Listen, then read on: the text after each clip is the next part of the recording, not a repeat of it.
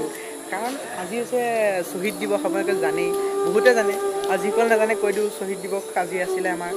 আৰু তাতে আজি আমাৰ সংঘ আছে, সংঘই আজি ভাওনা হ'ব, আৰু কাইলৈ হ'ব আমাৰ নাটক এখন, মানে থিয়েটাৰ হ'ব। তাত সেই নাটক থিয়েটাৰখনৰ নাম হৈছে বাজি, আৰু দেখুৱাই থাকে আপোনালোকক।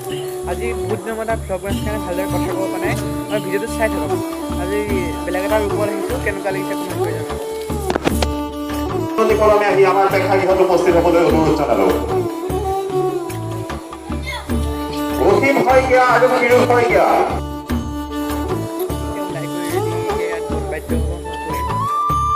এইবোৰ জ্বলাইছে, নামটো জানো কি আছিলে পাহৰিলোঁ। আৰু আমাৰ এই দুখন জেগাতে আমাৰ ভাওনা হ'ব, চাই থাকক ভিডিঅ'টো।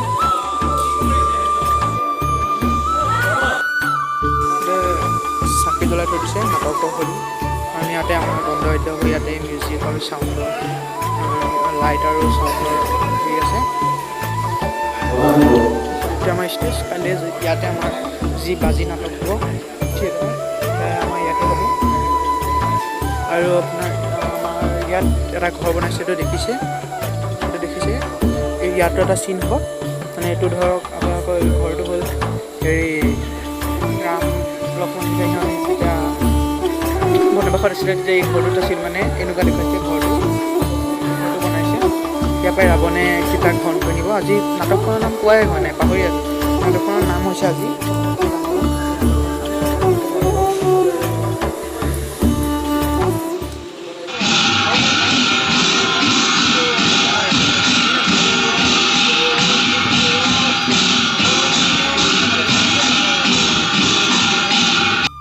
কৰি শেষ হ'ল। এতিয়া আপোনালোকক মই আমাৰ যি মেকআপ হ'ল তাকে আপোনালোকক দেখাম।